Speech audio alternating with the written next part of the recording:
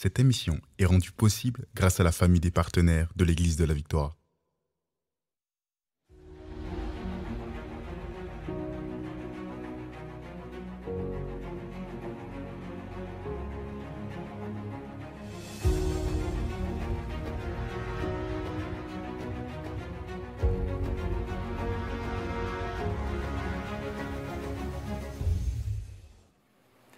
Bonjour tout le monde, bienvenue à l'émission Parole de foi. Ici le pasteur Joël Spinks, accompagné de mon frère Don Chris. Bonjour Don. Bonjour pasteur Joël. Gloire à Dieu, on a passé toute une semaine ensemble. On arrive aujourd'hui à vendredi et puis on a vraiment un sujet extraordinaire, je crois.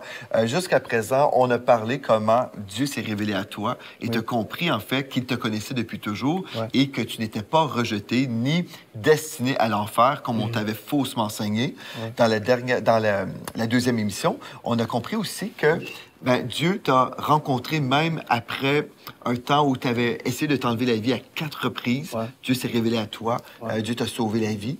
Ensuite, dans l'émission de mercredi, tu as compris et on a enseigné ensemble comment Dieu ne nous condamne pas. Il n'est pas là pour nous condamner, mais pour nous faire expérimenter le pardon et la justice en Jésus-Christ. Hier, on a compris aussi qu'on pouvait marcher dans la liberté totale, être totalement délivré. Donc, si vous avez raté l'une des émissions précédentes, vous pouvez découvrir les archives sur la chaîne YouTube de l'Église de la Victoire. Aujourd'hui, on va parler de sorcellerie. Wow! Dis-moi, toi, là, Don, bon, aujourd'hui, tu es un enfant de Dieu, mais tu n'as pas toujours été un enfant de Dieu. C'est ça. Tu as vécu des choses dans le monde de l'esprit aussi. Raconte-nous un petit peu pourquoi aujourd'hui, ça va à cœur de nous parler de la délivrance de la sorcellerie. En fait, j'avais à cœur de vous parler de la délivrance de la sorcellerie parce que j'ai été victime de la sorcellerie. En fait, il faut savoir que quand tu n'es pas un enfant de Dieu, tu es sous l'autorité de Satan. Chose qui change à partir du moment où tu confesses ta foi en Jésus-Christ. Là, c'est autre chose. C'est une autre histoire qui vient de commencer dans ta vie. Mais avant ça, on peut ouvrir des portes. On peut ouvrir des portes et inviter Satan, fais ci, fais ça, fais ça. Et en fait, je me rappelle que je vivais des choses et je ne comprenais pas. Par exemple, souvent je me réveillais la nuit, je marchais, me retrouvais dehors. Il y a des moments aussi où je dors, mais j'ai l'impression que je suis dans un cercueil, ou qu'on est en train de mettre, comme tu es dans un trou, on est en train de mettre la boue. T'es en train de t'enterrer vivant. C'est ça. Et ça, c'est des choses que je vivais régulièrement. Et c'était vraiment compliqué. Depuis ton enfance ou... Non, ça a commencé dans mon adolescence un peu. Ça a commencé dans mon adolescence et ça s'est poursuivi jusqu'à ce que j'accepte Jésus. Jusqu'à ce que j'accepte Jésus, c'est là où... C'est terrifiant, là. Hein? C'est terrifiant. Ouais, c'est terrifiant, surtout quand tu ne comprends pas. Surtout que quand tu vas à l'hôpital, tu dis, voilà, on te dit, ah, t'es peut-être somnambule. Mais peut-être que, ok, je suis somnambule, mais offre-moi une solution. Mais les solutions qu'on m'offrait, il n'y a rien qui fonctionnait. Qu'est-ce qu'on te disait, par exemple, pour vivre une délivrance dans le monde naturel? Qu'est-ce qu'ils te disaient, les médecins? Il y a des médicaments qu'on m'offrait pour mieux dormir. Il y a aussi des solutions, comme disait, dormir tôt. Des conseils, comme disait, peut-être qu'il faut arrêter de regarder les films d'horreur ou des choses comme ça. Évidemment, ça c'est des bons conseils quand même. C'est des bons conseils, c'est des bonnes choses. Sauf que j'appliquais ces choses-là, mais il n'y a rien qui fonctionnait. Et maintenant, je deviens un enfant de Dieu et je commence à marcher avec Dieu. Après, j'accepte le baptême du Saint-Esprit, je reçois le baptême du Saint-Esprit et je commence maintenant à parler en d'autres langues. Il y a des choses qui se sont passées. Il y a vraiment des choses surnaturelles qui se sont passées. Et je crois que pourquoi aujourd'hui le parler en langue est combattu, c'est parce que Satan, il sait que c'est une arme puissante et qu'on n'utilise pas assez. Mais moi, je l'ai vécu. Je l'ai vécu et je vais vous raconter en fait un peu ce que j'ai vécu. Dans Psaume 91, verset 11, ça dit « Car il leur ordonnera à ses anges de te garder dans toutes tes voies. Ça, je pourrais vous raconter beaucoup de choses que j'ai vécues par rapport à ça. Mais en fait, quand j'ai accepté, quand j'ai commencé à prier en d'autres langues, je priais en d'autres langues, je priais en d'autres langues, je priais en d'autres langues. Il y a des gens qui voyaient des choses, des êtres qui m'entouraient. Et je me rappelle une fois, il y a une personne qui avait menacé une personne qui m'est tellement proche. Et cette personne-là était accusée de sorcellerie, sauf que moi, je ne voulais pas le croire. Et une fois, je me retrouve dans la maison de cette personne-là et je l'entends menacer cette personne-là, qui m'était proche. Là, je dis, mais c'est trop bizarre, elle est pas comme ça avec moi. Je dis, oh, il n'y a pas de souci. Ben, moi, je rentre chez moi, je prie en langue. Je n'ai pas cité de nom ou quoi que ce soit. J'ai prié en langue. Il faut savoir que cette personne-là qui était menacée, c'est une personne qui est vraiment proche de moi. Tu vois.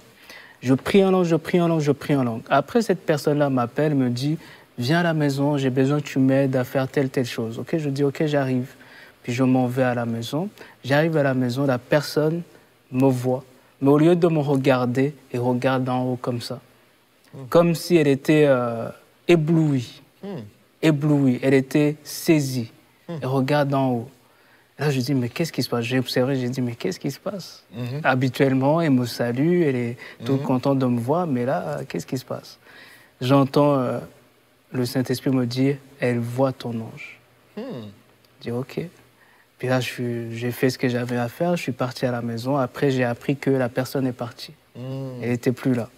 Donc, j'ai continué à prier en d'autres langues. J'ai prié en d'autres langues, j'ai prié en d'autres langues. Après, j'ai vécu quelque chose de surnaturel à la maison, où jusqu'à aujourd'hui, je ne pourrais pas expliquer si c'était un humain ou un ange.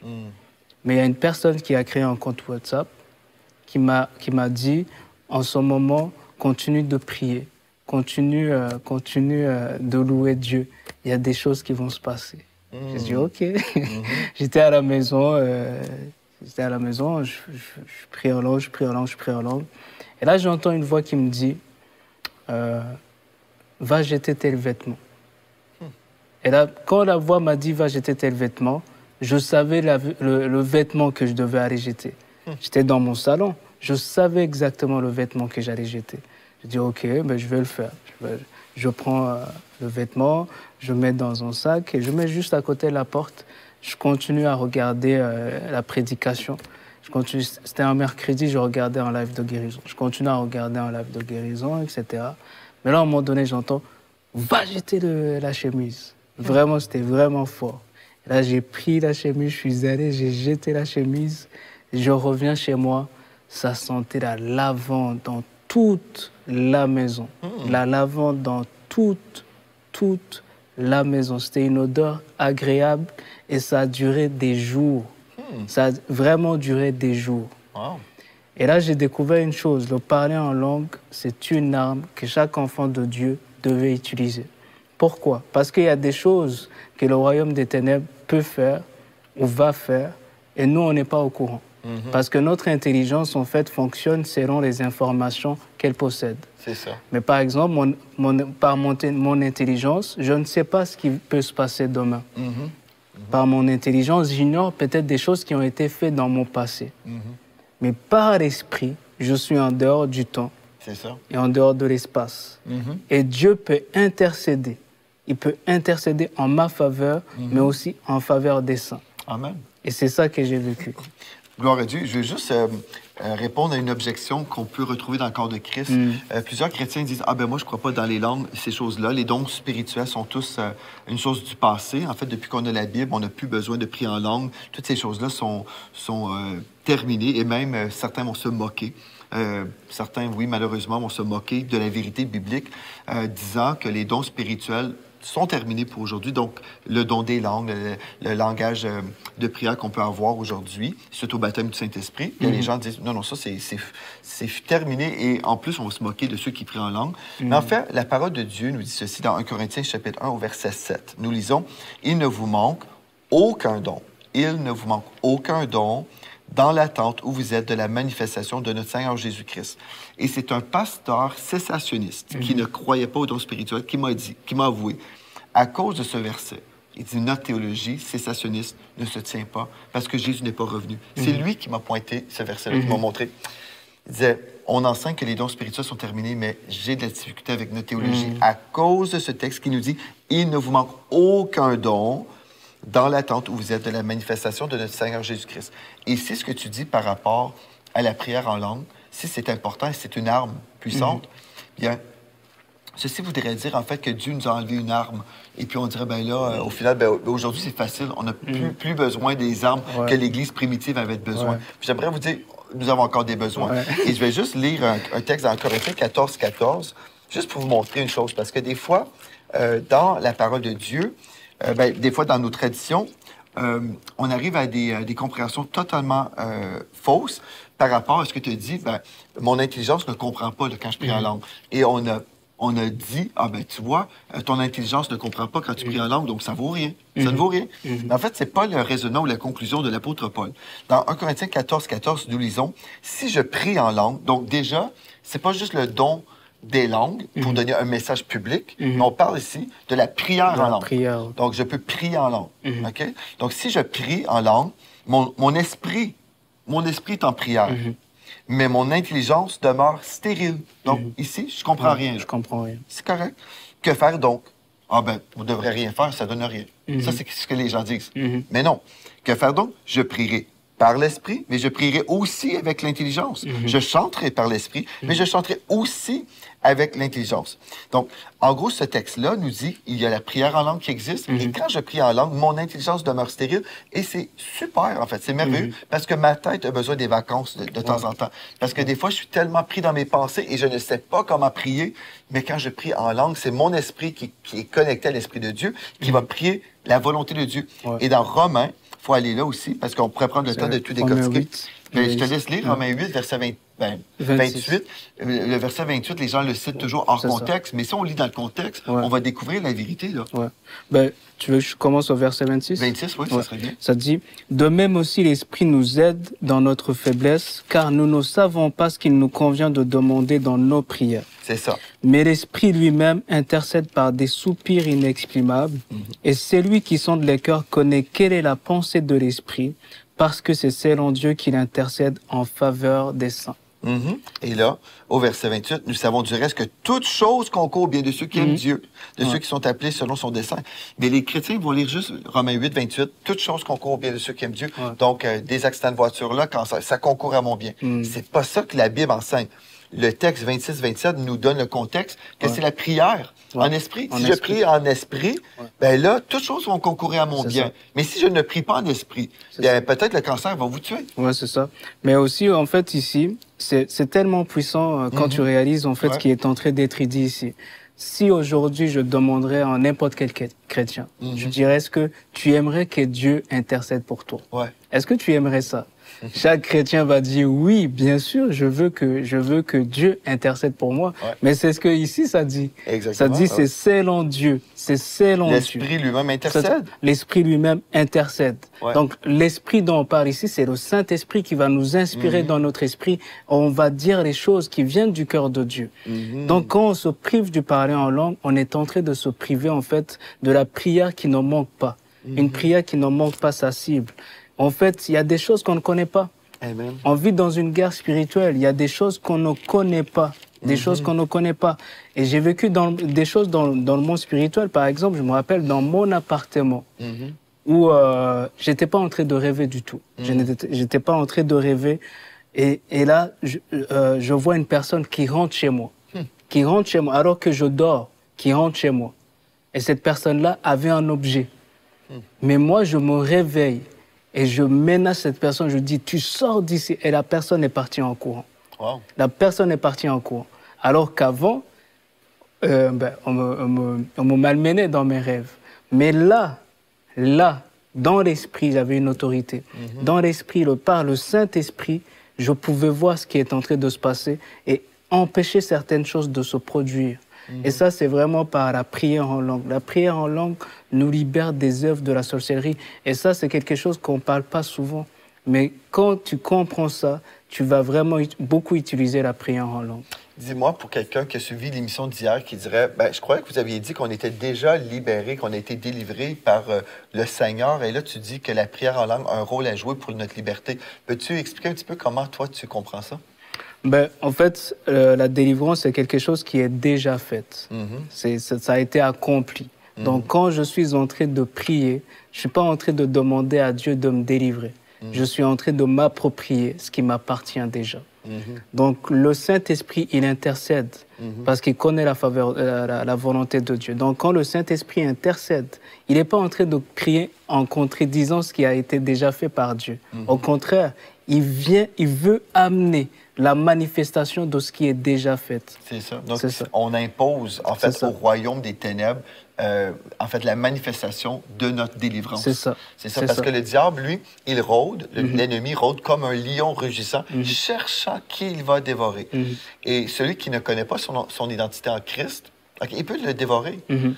Parce que celui qui ne sait pas qu'il est devenu juste, bien, il vit des défis. Il peut dire, ah ben là, ça m'arrive parce que j'ai commis un péché, puis là, j'ai ouvert une porte au diable, et puis là, le diable peut venir me terrasser, il va en parler, ah, le diable est sur mon dos, le diable me terrasse. Et puis là, en parlant comme ça, il donne un accès légal, oui, au royaume des ténèbres, par ses paroles.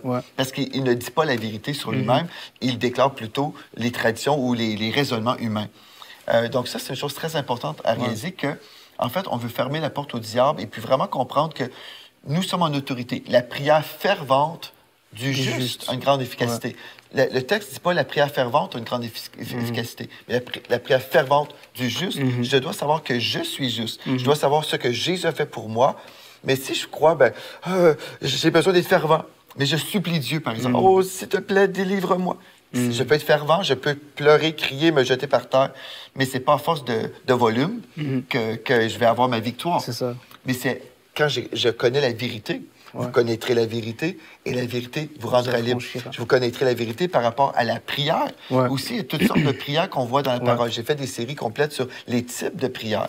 Si je prie les mauvaises prières au mauvais moment, là, admettons, je prie la prière de consécration, quand je devrais prier de la prière de la foi, bien, les choses ne fonctionneront pas bien dans ma vie, parce que la prière, en fait, c'est comme des outils. Dieu nous donne des outils dans la prière pour appliquer une sorte de prière selon certains besoins.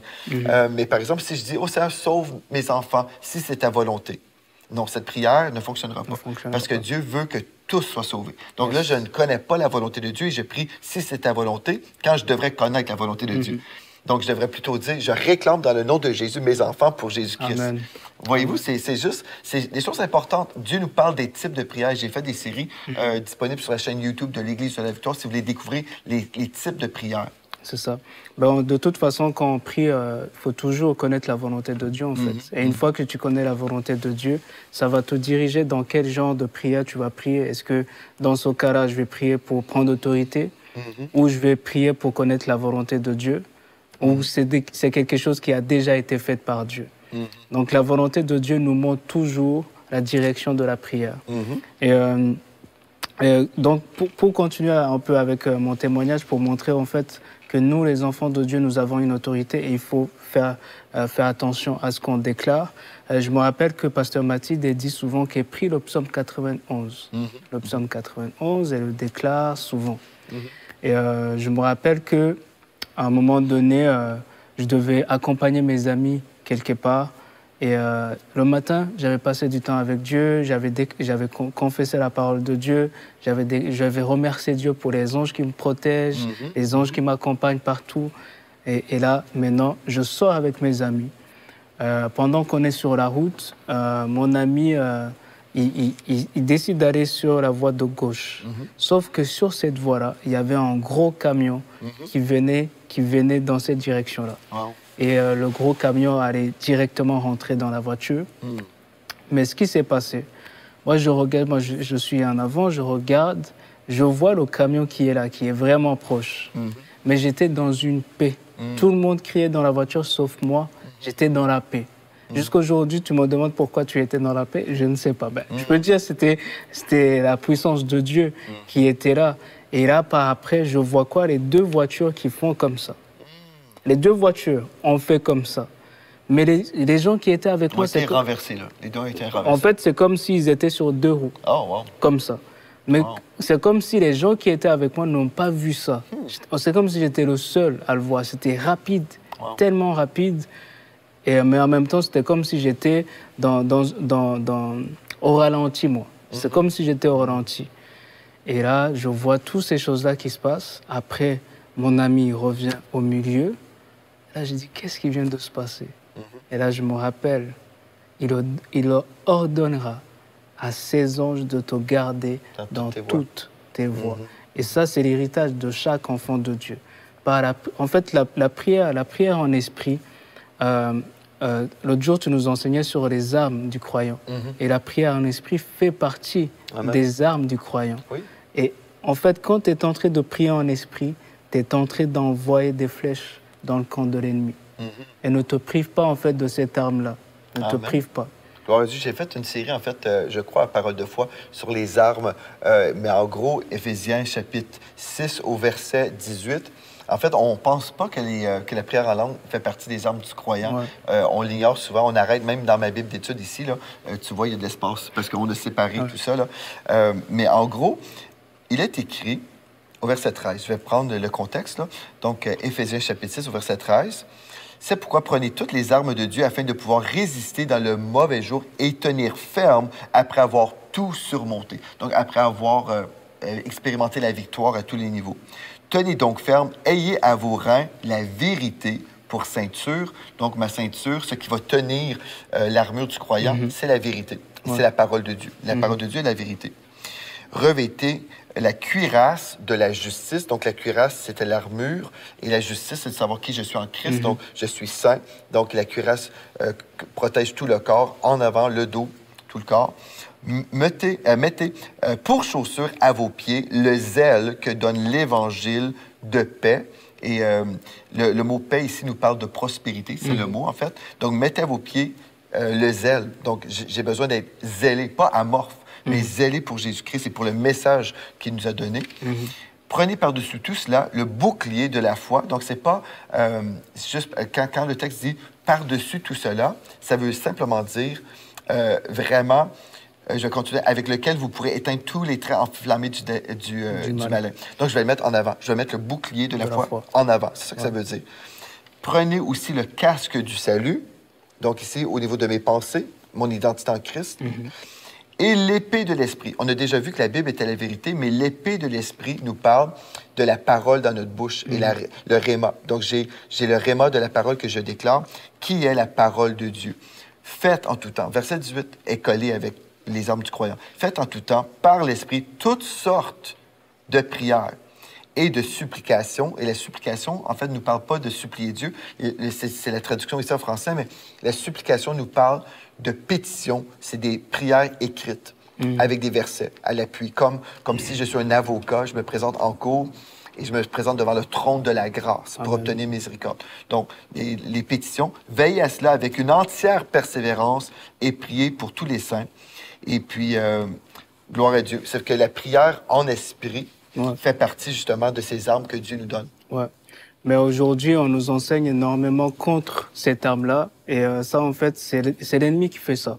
Parce qu'il sait qu'une personne qui prie, qui passe beaucoup de temps à prier en langue, est en fait en danger pour son royaume. C'est ça. Donc, si par exemple, aujourd'hui, est-ce qu'on peut prier pour les gens qui... Admettons, je sens qu'il y a des gens qui ont été intimidés. Tu as reçu le parler en langue, mais tu l'as abandonné en fait. Tu l'as abandonné à cause des messages que tu as entendus, mais tu avais reçu le parler en langue. Et maintenant, je vais prier pour que tu reçoives l'assurance que quand tu pries en langue, il y a quelque chose qui se passe. Amen. Quand tu pries en langue dans le monde de l'esprit, tu es en train de déclarer les oracles de Dieu.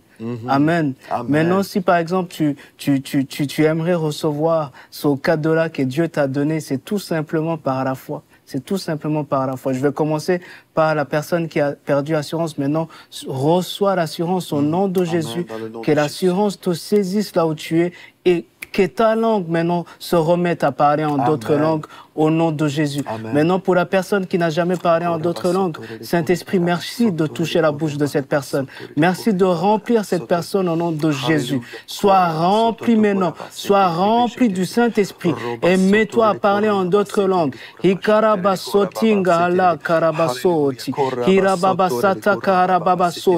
la gloire de Dieu t'envahisse maintenant là où tu es. Que la gloire de Dieu t'envahisse maintenant. Que les langues du ciel sortent de ta bouche maintenant au nom de Jésus. Gloire à Dieu, gloire à Dieu. Pour vous, si vous ne connaissez pas vraiment l'enseignement sur le baptême du Saint-Esprit, j'aimerais vous inviter, faites une recherche sur la chaîne YouTube de l'Église de la Victoire. J'ai fait des enseignements justement, vous écrivez baptême du Saint-Esprit et vous allez vraiment être ressourcés dans la parole de Dieu. Merci, Don, d'avoir été avec moi tout au long de cette semaine. Merci à toi. Gloire à Dieu. Merci à vous. Et d'ici à notre prochain rendez-vous, rappelez-vous de ceci. En Jésus, vous êtes richement bénis.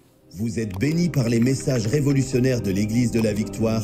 Prenez part à cette œuvre qui transforme des milliers de foyers en visitant dès aujourd'hui semer.ca. Devenez un partenaire mensuel ou un bâtisseur ou paramétrez vos dons de façon automatique en toute discrétion et sécurité. 100% de ce que vous semez sert à annoncer l'Évangile. Merci de croire avec nous. Semer.ca